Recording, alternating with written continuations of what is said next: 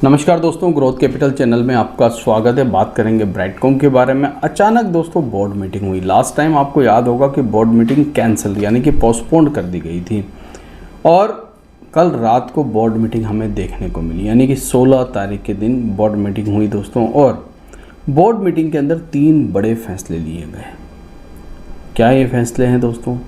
Brightcom क्या आगे की रणनीति बना रहा है, और साथ ही साथ इस समय आपको पता है लोअर सर्किट लगा हुआ है, तो कई सारे लोगों के मन में सवाल भी है कि लोअर सर्किट कब खुलेगा। तो कंपनी ने इसके ऊपर भी अपडेट दिया है। तो ये सारी जानकारी हम इस वीडियो में लेने वाले हैं। वीडियो अच्छा लगे तो लाइक शेयर सब्सक्राइब करना मत भूलिएगा। साथ ही साथ कई लोगों ने कहा है कि सर टेलीग्राम का लिंक, तो टेलीग्राम का लिंक आपको डिस्क्रिप्शन बॉक्स में मिलेगा दोस्तों। आप कहीं पर भी अगर सर्च कर रहे हैं टेलीग्राम का लिंक आपको नहीं मिलेगा। जैसे ही आप डिस्क्रिप्शन बॉक्स में जाएंगे या मेरी कम्युनिटी पोस्ट पे जाएंगे तो वहाँ पर आपको टेलीग्राम का लिंक देखने को मिलेगा। वहाँ जाकर जुड़ जाइए, क्योंकि खबरें आप तक पहुँचना बहुत ज़रूरी है। स्टॉक मार्केट में खबरें ही सब कुछ होती है दोस्तों। न्यूज़ पर रिएक्शन आता है और न्यूज़ आपके पास होना ज़रूरी है, मगर समय पर होना ज़रूरी है। याद रखिएगा मेरी बात, समय पर न्यूज़ होना ज़रूरी है। तो नीचे टेलीग्राम का लिंक है, जाकर जुड़ जाइए। बात करते हैं ब्राइटकॉम की। जैसा कि लास्ट आपको पता ही है कि लास्ट टाइम हमने देखा था कि मीटिंग जो है वो पोस्टपोन्ड हो गई थी। कल ये मीटिंग हुई है दोस्तों, और इसके अंदर बहुत सारे प्लान कंपनी ने बताए हैं। तो क्या प्लान है और क्या हुआ है ये जानते हैं दोस्तों। सबसे पहले वीडियो सिर्फ इन्फॉर्मेशन एजुकेशन पर्पस के लिए बनाया जा रहा है, तो किसी प्रकार से कोई बाय सेल रिकमेंडेशन यहाँ पर नहीं है। अपने फाइनेंशियल एडवाइज़र के साथ डिस्कस करने के बाद ही स्टॉक मार्केट में आपको निवेश के बारे में सोचना चाहिए। ये बोर्ड मीटिंग हुई है दोस्तों 16 तारीख के दिन, 16 जुलाई की बोर्ड मीटिंग है। और इस बोर्ड मीटिंग में आउटकम जो निकल के आया है वो मैं आपके सामने रखना चाहता हूँ। क्या आउटकम निकल कर आया है? सबसे पहले कंपनी ने क्या कहा है दोस्तों, रीलिस्टिंग के बारे में बताया है। ये जो पैराग्राफ है इसी में आपको आंसर भी देखने को मिलेगा कि ये लोअर सर्किट क्यों लग रहा है। देखिए, कंपनी ने कहा है कि हमने सक्सेसफुली बीएसई और एनएसई दोनों पर अपनी कंपनी को दोबारा से रीलिस्ट करवा दिया है। मगर आपको वॉलेटिलिटी जो है, जैसा कि वॉलेटिलिटी का मतलब ही यही है दोस्तों कि लोअर सर्किट, ठीक है। तो आप देख रहे हैं will the internal trading phase has been, तो यहाँ पर क्या हो रहा है, ये जो वॉलेटिलिटी हो रही है, मतलब ये जो सर्किट लग रही है, ये apparently due to large offload by the institutional investor. हो सकता है यहाँ पर आपको इंस्टीट्यूशनल इन्वेस्टर जो है वो सेल करते हुए नजर आ रहे हैं। जी हाँ, ये हो सकता है, ऐसा कंपनी का मानना है। उसके बाद कंपनी क्या कह रही है, देखिए हो भी सकता है, नहीं भी हो सकता। मैं नहीं कह सकता हूँ कि ऐसा हो रहा है। ये तो आपको शेयर होल्डिंग पैटर्न में ही पता चलेगा जब नेक्स्ट क्वार्टर का शेयर होल्डिंग पैटर्न आएगा कि कैसे यहाँ पर किसने बाय किया है, किसने सेल किया है। इसके बारे में आप इस समय अंदाज़ा नहीं लगा सकते हो। लॉन्ग टर्म फंडामेंटल के बारे में, the board remaining the confident the company long term fundamental and reform it the focus of governance growth and value creation shareholder are. देखिए, कंपनियां, जितनी भी कंपनियां होती हैं, ये बात सभी कहती हैं कि हम लॉन्ग टर्म ग्रोथ की बात करते हैं, लंबे समय में ग्रोथ की बात करते हैं, हमारा फोकस जो है वो ग्रोथ पर है। ये सारी कहानी हर कंपनी कहती है, मगर वो कहाँ पर नज़र आती है? वो तब नज़र आती है दोस्तों जब आप प्रॉफिट एंड लॉस के अंदर आप ये सारी बातें जो बोलते हैं वो बताते हैं। तो यहाँ पर हालांकि ब्राइटकॉम के केस में अगर मैं बात करूँ तो अभी तक हमने सिर्फ एक बार लॉस देखा है, ठीक है, वरना ये कंपनी हमेशा प्रॉफिट दिखाती है दोस्तों, ठीक है। क्यों? क्योंकि इसके डेटा में ये चीज़ नज़र आ रही है। मैं अपनी मर्ज़ी से नहीं कह रहा हूँ। हम एक बार लॉस किया है तो वो यहाँ पर 24 करोड़ का लॉस आपके सामने है दोस्तों। उस समय मार्जिन भी घट गए थे क्योंकि इजराइल में वॉर भी चल रहा था। दूसरी बात और इम्पोर्टेंट, रिव्यू एंड क्लोज़र जो है इसके बारे में क्या बता रही है company? Keratin pending corporate action, जितने भी कॉर्पोरेट एक्शन है जो पेंडिंग पड़े हुए हैं, अब इसमें बहुत सारी बातें हैं।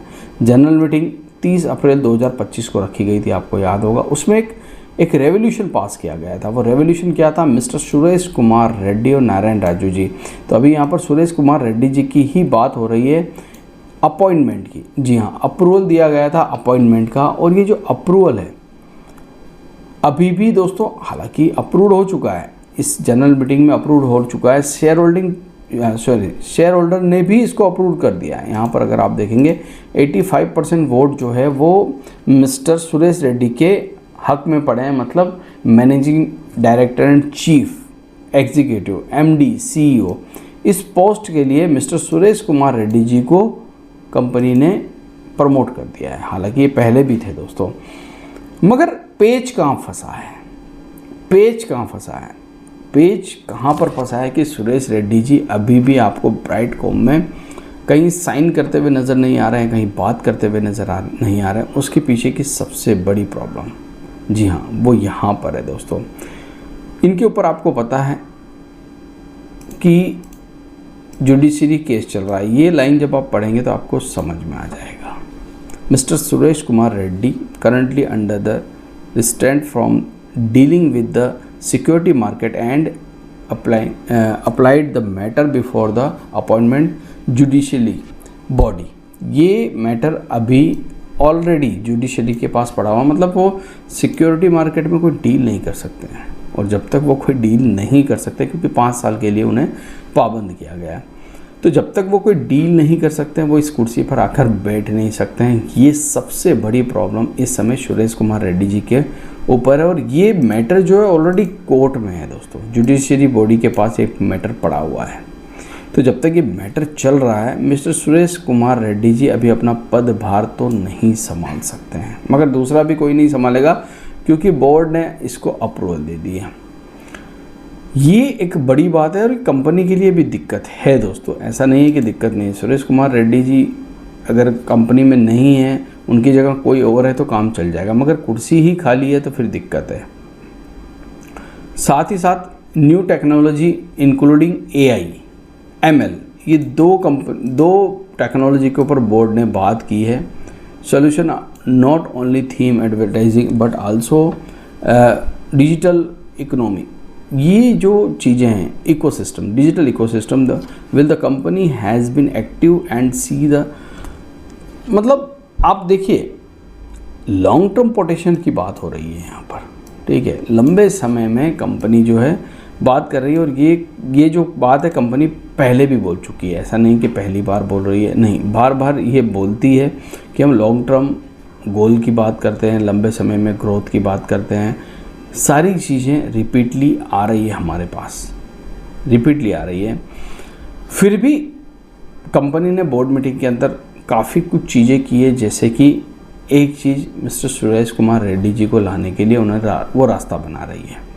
हालांकि उन्होंने तो अपॉइंटमेंट दे दिया है, सुरेश कुमार रेड्डी जी को अपॉइंटमेंट मिल चुका है, ठीक है, यहाँ पर आप देख सकते हैं। और ये 30 अप्रैल को ही ये काम हो गया था EGM के अंदर, और यहाँ पर पूरा बायोडाटा सुरेश कुमार रेड्डी जी का उन्होंने दे दिया। 58 ईयर ओल्ड है Suresh Kumar Reddy ji, mechanical engineer, Indian Institute of Technology IIT Kharagpur से पास है, मास्टर ऑफ साइंस किया है, MS किया है इंजीनियरिंग में, ये किया है US से इन्होंने, और लंबा चौड़ा एक्सपीरियंस है दोस्तों। 98 से वो काम कर रहे हैं, 2023 तक पेरोल पर थे। फिर उसके बाद आपको पता ही है कि क्या हुआ क्या नहीं हुआ, उन्होंने बहुत बड़ी बड़ी कंपनियां जो है खड़ी करी, उसके बाद ये ब्राइटकॉम के साथ आए।